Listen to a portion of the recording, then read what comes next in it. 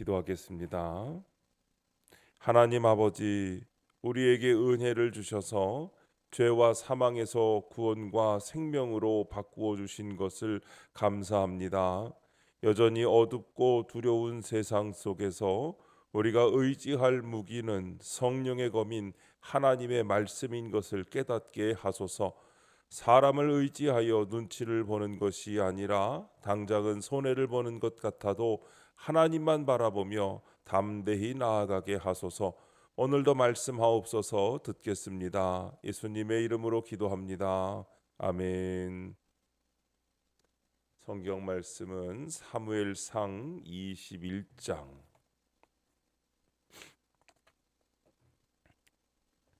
사무엘상 21장 1절부터 15절까지 말씀입니다.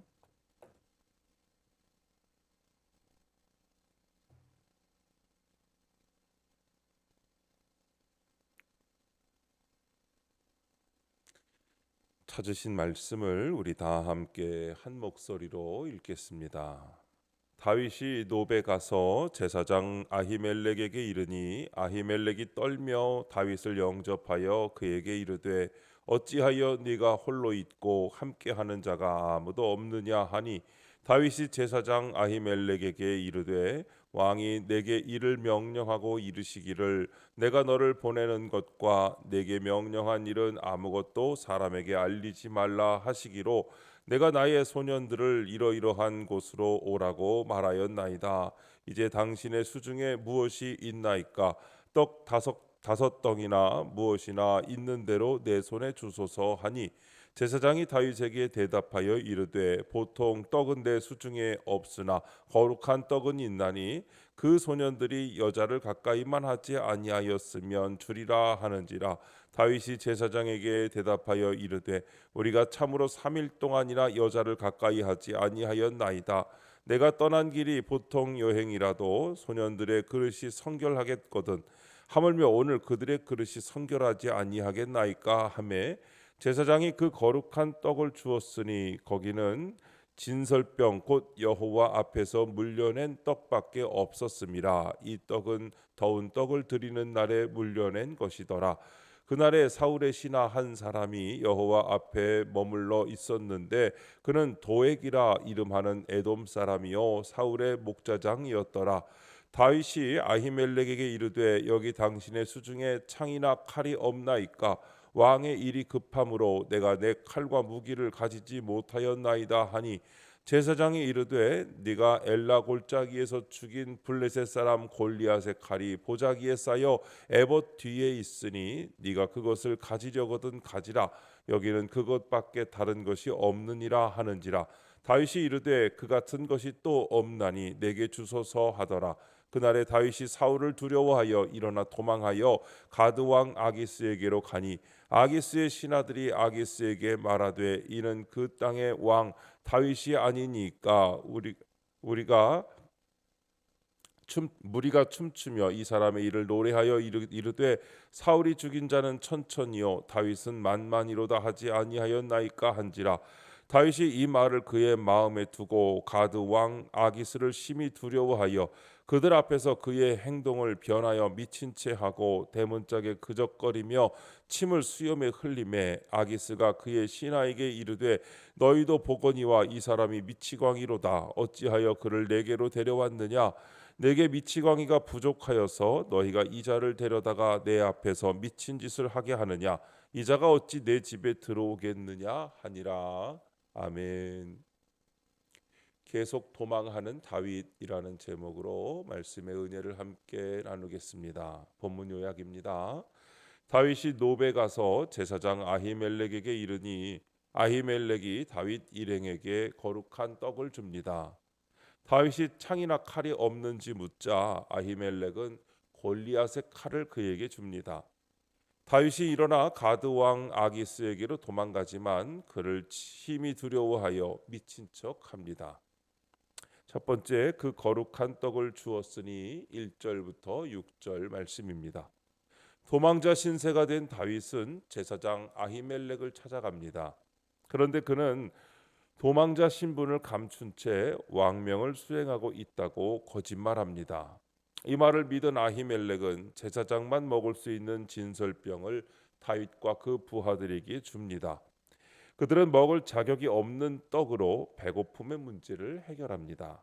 평소에는 만질 수도 없는 거룩한 떡이 그들을 살린 생명의 떡이 된 것입니다. 생명의 떡이신 예수님의 은혜도 이와 같습니다. 그 은혜로 나도 지금 여기 있습니다. 적용 질문입니다. 내가 당연히 누릴 수 있다고 여기는 것은 무엇입니까? 생명의 떡이신 주님의 말씀을 매일 잘 먹고 있습니까? 다윗과 그 부하들이 먹을 자격이 없는 떡을 통해 배고픔을 해결한 것처럼 우리도 생명의 떡이신 예수님의 희생을 받을 자격이 없지만 받은 것이 바로 은혜입니다. 내가 너무나 당연하게 누릴 수 있다고 여기는 공기도 햇살도 어떤 환경도 사실은 당연한 것이 아닙니다. 모든 것이 하나님의 은혜로 누리고 있는 것입니다. 우리는 코로나19를 통해서 당연한 일상이 당연한 것이 아닌 은혜였다는 것을 너무나 잘 깨달았습니다. 오늘 내가 당연히 누리고 있는 말씀이 나를 구원하는 생명의 떡이라는 것을 알아야 합니다. 남이 전해주는 떡이 아니라 참떡이신 예수님을 직접 만나는 큐티를 통하여 내 죄를 발견하고 나에게 일어난 고난의 사건을 해석하여 회개의 적용을 하는 것이 생명의 떡을 먹는 것입니다. 생명의 떡을 먹는 큐티를 하지 않으면 내 삶 가운데 일어난 사건이 해석이 되지 않아서 계속하여 굶주리고 목마른 삶이 되는 것입니다. 두 번째, 창이나 칼이 없나이까 7절부터 9절입니다. 배고픔의 문제를 은혜로 해결한 다윗은 이제 두려움의 문제를 해결하려고 합니다. 그런데 아직 하나님의 은혜를 온전히 알지 못해 자기 힘을 의지하려 합니다. 그래서 창이나 칼을 찾습니다. 마침 그곳에 다윗이 죽인 골리앗의 칼이 있었습니다. 다윗에게 이것은 하나님이 허락하신 무기처럼 보였을 것입니다. 하지만 다윗이 골리앗의 칼보다 더 의지해야 하는 것은 성령의 검인 하나님의 말씀입니다. 성도는 능력의 말씀으로 만물을 붙드시는 주님 안에서만 담대할 수 있습니다. 적용 질문입니다. 내가 두려워하는 일은 무엇입니까? 두려움을 극복하기 위해 어떤 무기를 구하고 있습니까? 우리는 내 계획과 소원이 다 끊어지면 두려움에 빠집니다. 그런데 내 계획과 소원이 다 끊어질 때 주님께 온전히 의지하게 되지요. 아직 내 계획과 소원이 이루어질 여지가 남아있을 때는 주님과 세상 사이에서 저울질을 합니다. 100% 죄인인 인간의 간사함 때문입니다. 고난과 두려움 중에 유일한 희망이 되시는 주님을 바라보며 그 앞에서 탄식하고 간절히 부르짖어 기도할 때 주님을 만날 수 있습니다. 결국 내 계획과 소원이 다 끊어졌을 때 나의 구원을 이루기 위하여 십자가를 지고 고난당하신 주님을 만나게 되는 것입니다. 매일 말씀을 묵상하고 그 말씀으로 자신의 죄를 보고 회개하며 삶에 적용하여 두려움을 극복하고 세상 끝날까지 함께 하시는 주님의 인도함을 받으시기 바랍니다. 세 번째, 심히 두려워하는 다윗 10절부터 15절까지 말씀입니다. 노베에서 사울의 목자장 도액을 본 다윗은 일어나 블레셋 성읍 가드로 도망갑니다. 창과 칼로 해결할 수 없는 두려움의 문제를 가드 왕 아기스의 힘을 빌려 해결하려고 한 것입니다. 그런데 그 아기스조차 다윗을 두렵게 하는 문제가 됩니다. 두려움 가운데 다윗은 판단력을 상실하고 미친 척하다가 미치광이 취급을 당하고 맙니다. 어떤 피조물도 내 두려움의 문제를 해결해 주지 못합니다. 주님을 따라 십자가 지는 적용을 할 때 지혜와 용기가 생깁니다. 적용 질문입니다. 나는 누구의 눈치를 가장 많이 봅니까? 그것은 구원을 위한 배려입니까? 내가 당할 것 같은 손해에 대한 두려움입니까? 우리는 다툼이나 분란이 일어났을 때 상대방이 사회적인 지위가 높은 사람이거나 나에게 도움이 될 것 같은 사람이면 목숨같이 여기던 자존심도 꺾어가며 눈치를 보고 알아서 깁니다. 내가 당할 것 같은 손해에 대하여 두려워하기 때문입니다. 그러나 상대방의 사회적 지위와는 상관없이 다툼이나 분란이 일어났을 때 나의 자존심을 내려놓고 온순한 말로 먼저 사과하는 십자가 지는 적용이 구원을 위한 배려입니다. 그러면 당장은 손해를 보는 것처럼 보입니다. 그런데 그것이 정말 나에게 손해입니까? 하나님이 알아주신다면 절대로 손해볼 것이 없습니다. 상대방에게 힘과 권력이 있든지 없든지 상관없이 그의 구원을 위하여 배려하며 십자가 지는 적용을 하면 주님께서는 우리에게 감당할 수 있는 지혜와 용기를 주시는 것입니다.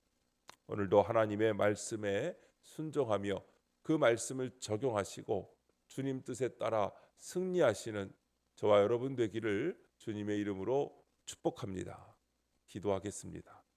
하나님 아버지, 주께서 베푸신 은혜에 감사하며 오늘 일용할 양식으로 주신 말씀을 잘 먹고 누리게 하옵소서. 오늘도 두려운 일이 많아서 주님의 말씀을 들을 수밖에 없는 이 연약한 인생을 불쌍히 여겨 주옵소서. 저의 진정한 요새이자 방패이신 주님만 의지하여 사명을 담대히 감당하게 하옵소서.